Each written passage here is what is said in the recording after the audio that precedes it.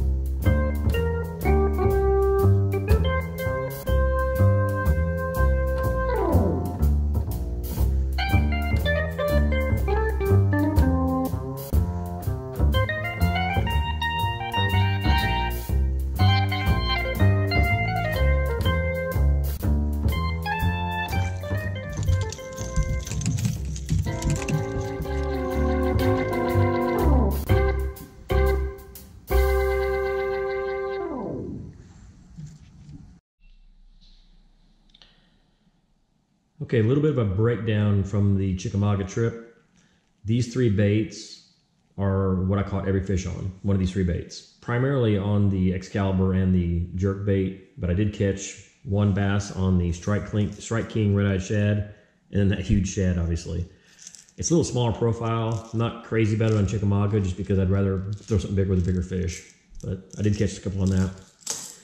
This one caught quite a few on. This is a Excalibur 1 ounce, 1 knocker. Guys in Gunnersville already know this is a tremendous bait for catching big fish. The problem they also know is that it is discontinued. You cannot purchase that bait anymore. What you can do though is find them on eBay. You're not going to find them in Rayburn Red, but you're going to find them in different colors. So what I do is I buy them in different colors and I send them to a guy, Chase, in Chasing Bass Custom Lures. And he actually paints them for me. Very reasonable priced. I'll actually add his website to the end of this so you can kind of check him out if you want. He just does a phenomenal job. You can see the paint job on that is just tremendous. But really a great job on the 1 knocker since you can't get them anymore. And then obviously the Megabass Vision 110. It's the 110 version, not the Plus. Shallower bill in the French Pearl. Primarily taking this around emergent grass. I say emergent, you know, it's winter, so they shouldn't be emergent, but we've had such a mild weather winter that grass is still green in areas. So I'm kind of twitching that around those areas. And you'll see in the video, a lot of the twitches are pretty, there's a lot of gap between a twitch and the next twitch. I couldn't be very aggressive with it. I had to give it some rest time in the middle of it. As far as areas, it's Chickamauga, and obviously they are pulling current like crazy this year. So basically what I'm doing is, so anywhere there's the main river channel through the center, I'm looking for areas where they're going to be able to duck out of the current and feed. So I'm looking for little flats that are just off the current break. So the river's throwing current this way. There's going to be a little eddy created back here, across here, this little island area right here. Behind that's going to give you a break from the current. So you're just looking for things right off the main lake that are going to afford fish and protection, but then also a feeding flat. Obviously this time of year, if you find shad, that's going to be a good thing. But it's primarily getting out of the current, letting those fish have an area to rest. They're not all the way in the backs of creeks yet. That movement's going to start here pretty soon. But the mouths of the creeks and these little cuts off the main lake is basically what I was looking at.